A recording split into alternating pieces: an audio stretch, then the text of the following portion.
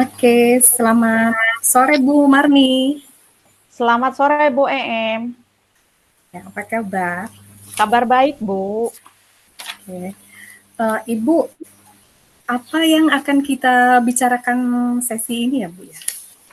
Baik Bu, saya ada yang perlu kita bicarakan pada sesi ini. Ini cara untuk meningkatkan jumlah siswa di sekolah kami. Karena pada sekarang ini Bu, saya baru ditugaskan di SDN 11 Buntok, itu siswanya sangat sedikit sekali. Padahal sebelumnya itu di sekolah itu jumlah siswanya banyak sekali. Jadi itu menurut saya merupakan suatu permasalahan yang harus dicari bagaimana apa yang harus saya lakukan supaya bisa meningkatkan peminat masyarakat ingin menitipkan anaknya supaya sekolah di tempat sekolah kami. Jadi saya sebagai pemimpin yang baru tidak mau atau tidak ingin membiarkan situasi yang seperti ini. Itu Ya, Bu. berarti Ibu jadi baru diangkat jadi kepala sekolah ya Bu ya? Iya, Berarti baru. tentunya jadi kepala sekolah yang baru, tentunya Ibu pasti sibuk sekali ya. Terima kasih ya Bu sudah meluangkan waktu ya sore hari ini. Jadi selanjutnya tadi Ibu mengatakan bahwa Ibu ingin sekali, karena sebagai kepala sekolah yang baru, ingin sekali meningkatkan jumlah siswa yang ada di sekolah Ibu. Nah, saya kira-kira kenapa ya Bu, Ibu mengangkat topik ini untuk kita bicarakan sore ini? Baik Bu, saya mengangkat topik ini karena saya sebagai pemimpin baru di situ, saya merasa itu sedih dengan jumlah siswa yang semakin sedikit. Sementara di sekolah yang lain itu siswanya banyak. Dari jumlah siswa yang sedikit ini ternyata banyak sekali imbasnya Bu. Nah, jadi untuk dana BOS berkurang. Kalau dana kita berkurang, otomatis itu segala kegiatan sekolah juga akan sulit kita realisasikan karena dengan dana yang sangat terbatas. Jadi oleh sebab itu saya ingin sekali untuk bagaimana caranya atau mencarikan hal-hal yang baik untuk saya lakukan ke depannya supaya bisa meningkatkan jumlah siswa. Itu Bu. Baik, oke. Jadi itu ya alasan kenapa Ibu mengambil topik ini ya. Nah, jadi apa namanya?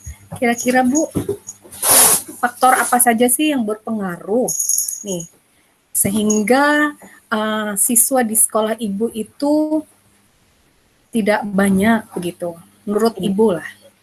Iya, ini memang berdasarkan pantauan saya atau saya observasikan selama beberapa bulan, saya bertugas dari bulan Maret, itu ada beberapa permasalahan.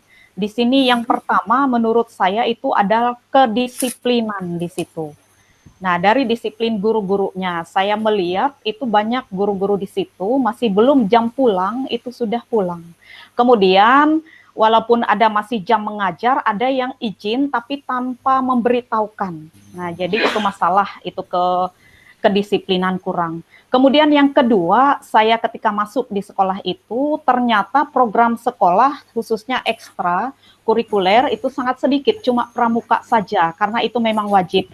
Itu pun digabung dengan sekolah gugus induk kami SDN 13 Buntok. Nah, jadi itu menurut saya yang harus bagaimana caranya supaya kegiatan sekolah itu bisa ditingkatkan, supaya bisa lebih menarik gitu. Sehingga masyarakat akan memberikan kepercayaan untuk menitip anaknya sekolah di situ. Itu Bu. Oke, sesuai yang tadi Ibu katakan bahwa eh, faktor-faktor yang berpengaruh tadi ya, Iya. sehingga siswa jadi sedikit itu pertama tadi Ibu katakan bahwa dari kedisiplinan guru-guru, katanya belum jam pulang, sudah banyak guru-guru yang pulang. Lalu ada juga guru yang izin tanpa memberitahu, maksudnya pulang tanpa memberitahu ya. Iya. Lalu tadi masalah program sekolah, kalau tidak salah ya Bu ya, Iya, saya iya Bu. simak tadi ada masalah eskulnya, Iya. ekstrakurikulernya itu sedikit dan itu pun masih bergabung dengan sekolah induknya, sekolah gugusnya, gus induknya maksud saya. Iya. Jadi kalau kita melihat dari ini ya Bu ya, menurut Ibu sebenarnya yang menjadi hambatan itu apa sih Bu sehingga guru-guru itu disiplinnya berkurang, lalu program sekolah tadi jadi sedikit tuh, kira-kira hambatannya apa saja, Bu? Menurut Ibu? Itu menurut saya itu hambatannya itu memang dari kesadaran guru-gurunya. Karena memang sudah biasa. Jadi sekarang ini kami memang pernah membahas pada rapat Dewan Guru bahwa kami sama-sama berkomitmen untuk meningkatkan kedisiplinan di sekolah. Nah, jadi kami sudah sepakat, tapi setelah itu ternyata untuk kedisiplinan itu masih belum diterapkan seperti bagaimana komitmen kami asal. Jadi seperti itu, Bu. Oke. Nah, kalau idealnya seperti apa, Bu? Tadi Ibu katakan kurangnya kesadaran guru. Kalau idealnya menurut Ibu seperti apa? Kalau menurut saya idealnya untuk kedisiplinan, kalau memang itu sudah diangkat sesuai dengan keputusan bersama, itu kita sama-sama melaksanakannya. Misalnya untuk kehadiran ke sekolah. Kehadiran itu, apalagi kalau guru piket, itu sebelum waktunya masuk sudah hadir terlebih dahulu. Karena untuk menertibkan siswa dan juga hal-hal yang lain yang perlu dilakukan di sekolah. Kemudian setelah itu untuk guru-guru menjalankan tugas itu harus sesuai dengan jam masuk. Jadi jangan molor. Jadi kasihan anak-anak sudah jam masuk ternyata gurunya masih bercerita di luar. Bahkan ada yang masih belum datang. Kemudian setelah itu ada guru-guru itu yang belum waktunya pulang itu sudah pulang. Sebaiknya kalau memang kita ada aturan kan pulangnya harus jam 12. Jadi kita sama-sama jam 12. Setelah kegiatan pembelajaran berakhir, saya juga tidak ada larangan kalau misalnya sudah pulang, kalau memang sudah jam berakhir. Karena supaya itu anak-anak tidak dirugikan dan kita bisa menjalankan tugas dengan baik. Itu, Bu. Oke. Tadi Ibu mengatakan bahwa idealnya bahwa semua guru-guru ya semuanya sama-sama melaksanakannya dengan baik, melaksanakan kedisiplinan itu dengan baik. Lalu tadi Ibu juga mengatakan bahwa guru piket itu harus hadir terlebih dahulu ya, Iya, Bu. supaya anak-anak itu bisa didisiplinkan gitu. Lalu tadi Ibu juga ada mengatakan bahwa guru-guru juga ya, guru-guru itu banyak kalau sudah jam masuk juga masih berbicara ya Bu ya, di Iya. luar, ngobrol di luar. Jadi itu yang harus didisiplinkan ya Bu ya. Iya. Nah, menurut kalau Ibu sendiri ada nggak rencana, kira-kira ada rencana nggak ke depan untuk Saya, mengatasi hal ini, Bu? iya, dalam benak saya itu ada. Jadi rencana saya itu supaya sekolah kami itu diminati orang banyak, masyarakat itu percaya menitipkan anaknya di sekolah. Itu yang pertama program yang saya ingin lakukan itu misalnya meningkatkan kedisiplinan di sekolah. Nah itu. Kemudian yang kedua itu bisa dilaksanakan dengan menambah program ekskul. Jadi bukan hanya program wajib saja, jadi mungkin ditambah itu program ekskul yang lain seperti menari. Kemudian setelah itu ada olahraganya juga, karena saya lihat anak-anak di situ banyak yang suka menari dan juga senang olahraga itu. Kemudian selain itu saya juga ada rencana ya supaya betul-betul bisa menerapkan merdeka belajar, lalu ada kenyamanan siswa itu untuk mengikuti pelajaran, itu memenuhi sarana prasarana pendidikan. Misalnya untuk media pembelajaran, ada laptop, kemudian LCD gitu untuk mempermudah dan daya tarik anak juga dan untuk mewujudkan merdeka belajar. Nah, jadi itu Bu. Oke, itu tadi saya. Jadi untuk meningkatkan kedisiplinan tadi, untuk menambah, maksudnya jumlah siswa atau minat orang untuk mendaftar di sekolah Ibu, tadi Ibu akan meningkatkan kedisiplinan di sekolah, rencana Ibu ya, lalu menambah program ekstrakurikuler seperti menari dan olahraga, karena siswa banyak yang berminat di bidang itu ya Bu ya. Iya. Lalu juga memenuhi sarana prasarana pendidikan, misalnya penambahan laptop dan sarana belajar yang lainnya. Nah, kira-kira apa sih yang sudah Ibu persiapkan untuk itu? Yang sudah saya persiapkan itu sudah ada, Bu.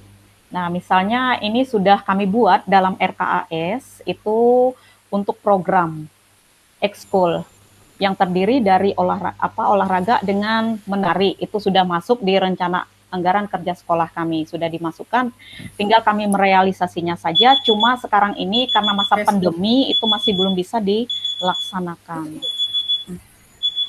Kemudian untuk ekskul dan sarana prasarana, saya juga sudah mengajukan proposal kepada Dinas Pendidikan supaya mendapatkan bantuan dari pemerintah daerah maupun pusat. Kemudian untuk kedisiplinan itu kami tegakkan kembali buat dalam ada papan khusus kedisiplinan yang ditaruh di kantor ataupun di ruang kelas. Itu saja, Bu. Oke, itu yang sudah dipersiapkan ya, Bu. Tadi sekolah Ibu sudah mempersiapkan program ekstrakurikuler untuk kedisiplinan, itu juga sudah dibuat ya, Bu ya, dan diletakkan di kantor ya, Bu ya, tadi ya. Jadi di ruang guru juga sudah diinikan ya, diletakkan. Lalu menurut Ibu kira-kira apa yang bisa membuat program yang sudah Ibu buat tadi berhasil? Menurut saya program yang sudah dibuat kalau memang itu memang atas dasar keputusan bersama dan dilakukan secara bersama-sama dengan pihak sekolah, baik itu dari pendidik maupun tenaga kependidikan, sama-sama berkomitmen untuk melaksanakan yang sudah menjadi kesepakatan itu, saya rasa itu akan berhasil tercapai. Oke, jadi tadi Ibu mengatakan supaya yang direncanakan tadi atau program-program yang sudah Ibu siapkan tadi bisa terlaksana dengan baik, yaitu dengan sama-sama berkomitmen ya Bu ya. Jadi kira-kira apa yang akan dilakukan setelah sesi ini berakhir Bu? Komitmen seperti apa yang akan dilakukan Bu? Ya, yang pertama komitmen yang saya ambil itu mengadakan rapat bersama Dewan Guru supaya kami menentukan kesepakatan kami bersama, apakah memang kami sudah sepakat untuk melaksanakan, misalnya untuk menambah program dari ekskul, tadi olahraga dengan menari, itu kami sama-sama melaksanakannya, menentukan siapa pembinanya dan pelatihnya siapa. Kemudian yang kedua itu meningkatkan kedisiplinan, itu kami tetapkan bersama tadi supaya bisa dilaksanakan sebaik-baiknya itu masih kami rembuk lagi dalam rapat untuk mengingatkan kembali. Kemudian untuk menambah sarana prasarana pendidikan itu saya akan membuat proposal nanti untuk saya ajukan ke pihak Dinas Pendidikan supaya dapat bantuan dari pusat dan daerah itu. Oke, berarti itu ya kira-kira yang kemungkinan akan segera dilakukan ya Bu ya. Tadi mengadakan rapat dengan Dewan Guru, tadi lalu ada juga membuat proposal ke Dinas Pendidikan. Berapa lama ya Bu kira-kira ini bisa dikerjakan? Nah, untuk waktu ini memang kita tidak bisa secepatnya karena segala sesuatu program seperti dalam rencana anggaran sekolah itu waktu 1 tahun. Nah, jadi akan kita laksanakan, kemudian setelah 1 tahun kita lihat evaluasinya bagaimana. Oke, kalau program tadi Ibu mengatakan tidak bisa menentukan kapan ya, paling tidak 1 tahun. Tapi paling tidaklah dari beberapa, misalnya ada beberapa program yang Ibu buat, mana yang menjadi prioritas Ibu untuk dilakukan secepatnya? Karena ini kan mau tahun ajaran baru ya Bu ya? Iya. Yang menjadi prioritas kami di situ adalah itu melengkapi sarana prasarana. Karena di situ kurang mendukung, sangat terbatas sekali, laptop cuma ada 2. Kemudian proyektor itu memang tidak ada, dan ini sudah saya rancang, itu ada proposal yang akan saya ajukan, karena kebetulan sekarang ini merupakan masih diberikan kesempatan. Apabila lambat untuk tahun ini, maka kita tidak akan bisa diusulkan untuk mendapatkan bantuan untuk tahun 2022. Itu oleh sebab itu itu yang saya pilih untuk prioritas utama. Kemudian kalau yang kedua tadi itu masuk sudah ekskul. Itu juga sudah. Tapi masih belum bisa dilaksanakan karena masih masa pandemi. Oke, berarti yang memang bisa dilaksanakan tadi ya Bu ya, dalam waktu dekat ini, yaitu melengkapi sarana prasarana ya Bu ya. Kira-kira apakah melengkapi sarana prasarana ini ada waktunya, misalnya 1 minggu atau 1 bulan atau? Ini untuk waktu Gimana, Bu? realisasinya ini memang agak lama, Bu. Karena Ya, apalagi kalau baru melakukan mengajukan proposal, itu kalau tahun ini kita ngajukan proposal, otomatis itu realisasinya oke, tahun 2022. oke, oke. Begitu ya Bu ya. Untuk mengajukan proposal tadi Ibu mengatakan tadi ada mau mengadakan rapat ya Bu. Iya, Itu malah realisasinya malah lebih cepat ya Bu ya. Kalau tadi mengadakan rapat tadi ya. Kalau untuk proposal mungkin mungkin waktunya lebih lama ya. Atau iya, melengkapi sarana prasarana juga waktunya mungkin lebih lama juga. Jadi mungkin tadi mengadakan rapat yang mungkin yang akan diadakan dalam waktu segera ya Bu ya. iya. Jadi apa inti percakapan kita hari ini Bu? Kira-kira Bu? Baik, Bu. Jadi inti percakapan pada sesi kita pada kali ini itu sesuai dengan apa yang ingin saya capai, itu meningkatkan jumlah siswa di sekolah kami. Seperti sebelumnya itu siswanya banyak, tapi sekarang ini sudah merosot. Jadi saya ingin menerapkan beberapa trik yang akan bisa meningkatkan atau daya tarik kepada orang tua siswa atau pihak masyarakat supaya menitipkan di sekolah kami. Tuh, dan harapan mudah-mudahan itu bisa terwujud. Oke, oh iya, oke. Berarti yang Ibu harapkan ya dari percakapan kita pada sesi ini adalah untuk supaya bagaimana cara meningkatkan jumlah siswa yang ada di sekolah Ibu ya pada semester yang akan datang ini.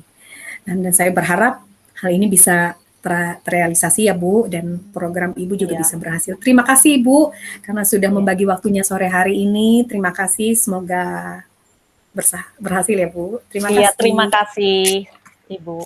Selamat sore. Selamat sore.